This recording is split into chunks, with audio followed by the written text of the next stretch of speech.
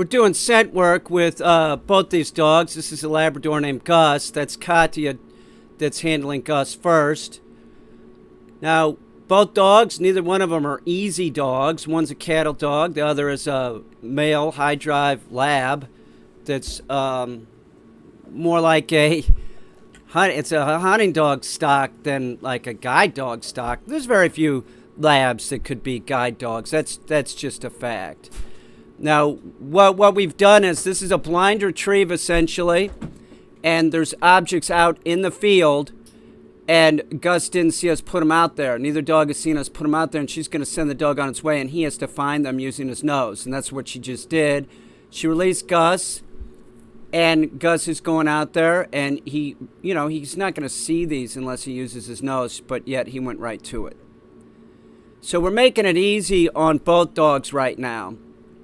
We want to build on success. We're this is a couple days ago, so we're making it tougher now. It's much tougher.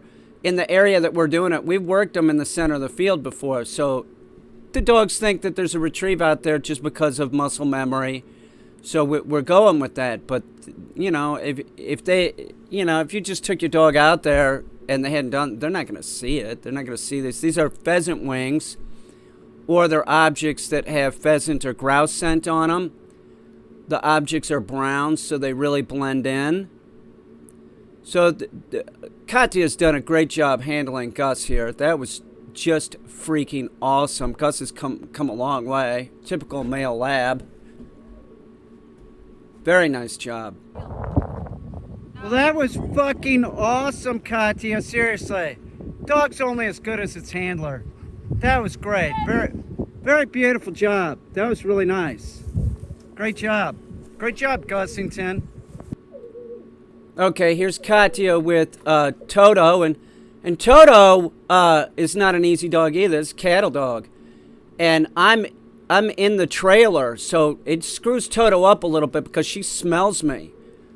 But Katya is totally consistent with the dog and make sure that the dog continues going to find the object. So essentially, there's wind blowing in Toto's direction. Toto can't see where I'm at. Toto's screwing up a little bit here, but like I said, it's all about the handler, and she's gonna deal with Toto and make sure that Toto goes on this retrieve and finds the object. So this is the first time we've done these blind retrieves in the field with Toto and Gus, but we're gonna be stepping it up real soon. She's looking for me. She didn't know where I was. I was hiding in the trailer. There goes Toto. Toto just saw me. That caused excitement. I saw her look over and see me. She smells me. See, this caused excitement for Toto. So Toto did not get the object due to excitement. But it's okay, because Katya Backcaster, don't let the dog get away with it. Make sure that the dog finishes the task at hand. Toto has the object. She's running back to Katya. Gonna have Katya's gonna have her come to heel. Sit. She's still holding the object. She removes the object from the dog's mouth. She sends the dog on her way with the dog's name, Toto. She's releasing the dog with her name. Oh, actually, she's saying hunt him up.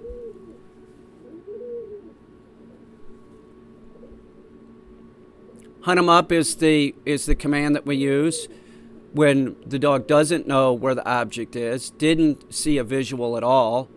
It's just out there somewhere. That's what we're saying. You have to use your nose to find it.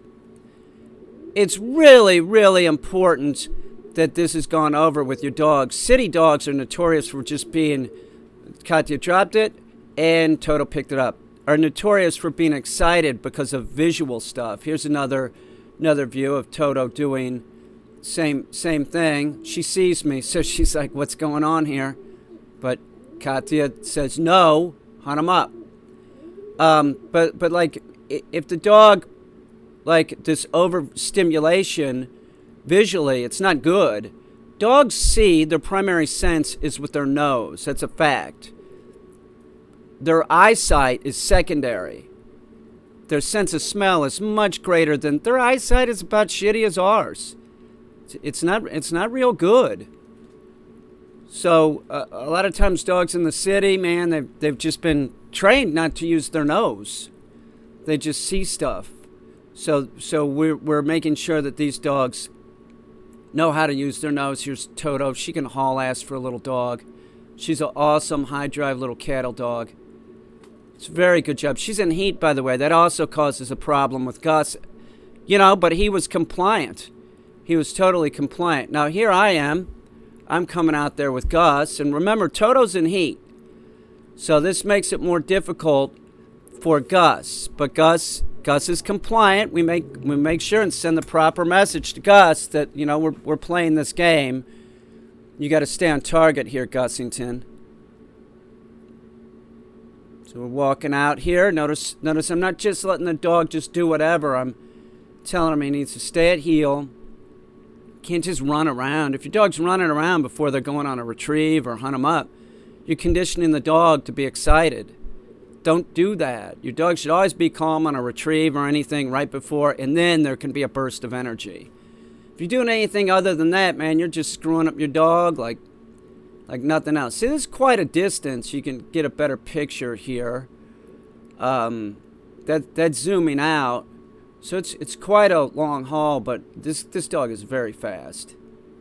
It's a very fast dog. See, he's confused because of Toto's smell. So he almost comes all the way back in, and I have to send him back out. I'm like, no, hunt him up. So let's see if he does it this time. He's smelling. See, he's looking for it with his nose. He's got it, and he's coming back. And that's what we really need Gus to start doing. Is get the object and start hauling ass back. Definitely.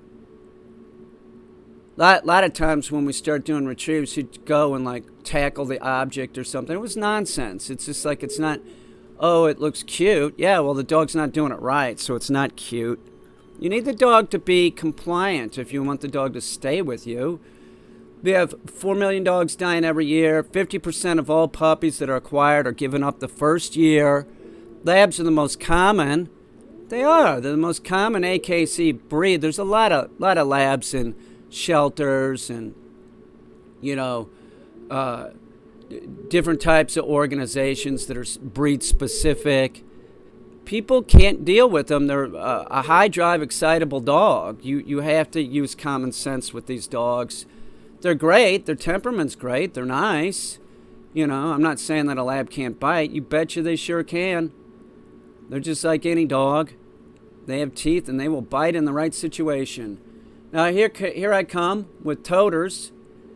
So you know, she's the one in heat, so it isn't as much of a problem for, you know, it isn't a problem for her. She's probably going to be fairly compliant. But for the male dog, it's really causes a huge distraction. Huge. It's hard for them to concentrate on the task at hand when he knows that, you know, Toto's available.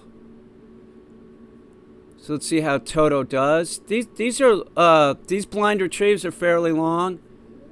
They're hundreds of feet, you know. She grabs one, she comes right back. Now she would smell her mom, but she's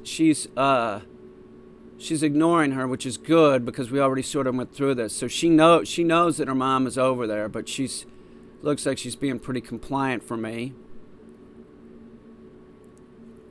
See if she grabs it and goes, or does she smell her mom? She grabs it and goes, I think. Did she get it?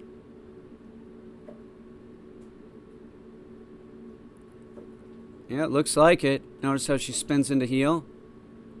It's very good. Good girl.